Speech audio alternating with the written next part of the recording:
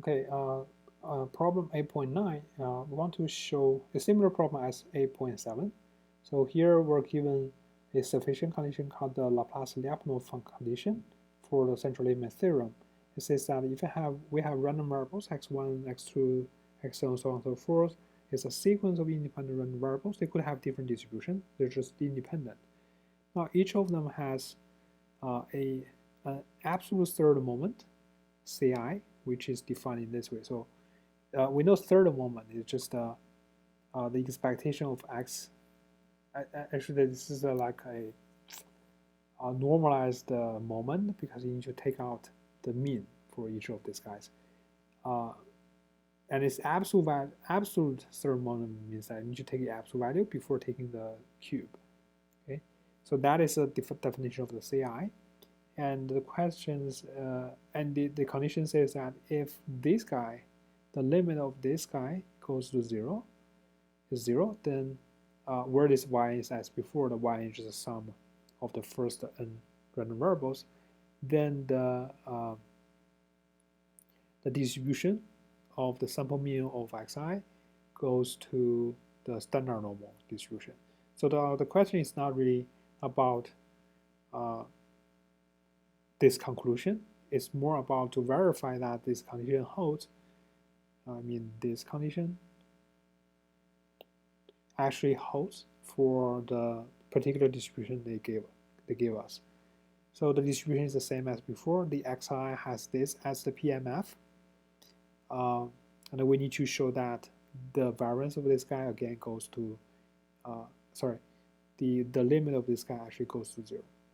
Okay, now we see that to compute the limit of this, we need to figure out the Ci, and we also need to figure out the variance of yn, right? Then we can check if this quantity goes to zero as it goes to infinity. So to show the Ci, remember that we need to calculate this guy.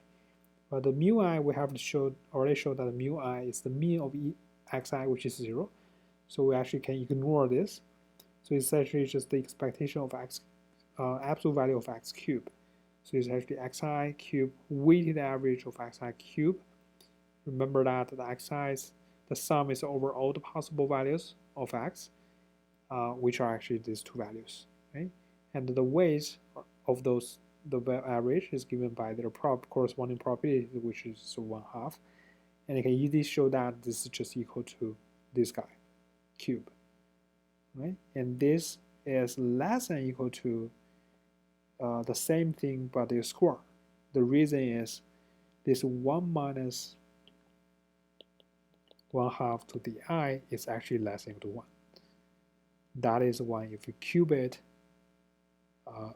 basically you time this, you cube it, it will be less than equal to 1 minus half to the I squared, right? That's how I get this inequality. So that's what we know. And but by the way, this guy here, we're going to show that this is just the variance of the yn. Okay, and you can see that later. We actually proved that, right? We actually proved that the variance of, we already proved that the variance of xi is equal to exi squared minus the square of the expectation, which is 0, and we show that this is just 1 minus 1/2 to the I squared. So this is the variance for each xi. The yn is the sum of those xi's, which are independent. So the variance of y is just the sum of the variance of these xi's. That is why, sorry, I shouldn't have write this. So that's why if I know that the Ci is less than equal to this guy squared, then the sum of Ci is less than equal to the sum of this guy squared. But this guy here is the variance of the y, because this here is actually the variance of xi. Okay, so therefore we know that if I look at the ratio, it's just this guy divided by this to the power of 3 over 2. So it's just this guy divided by the variance of yn to the 3/2 as the power. Then this numerator is actually less than equal to the variance of n of yn, so I can just show that this guy holds. And now you can cancel this, and then cancel 1 from here, and you only have 1/2 left. But remember that this variance of y, we already showed that this guy goes to infinity as n goes to infinity. So this whole thing goes to 0 as n goes to infinity. So that verifies that the limit here is indeed equal to 0.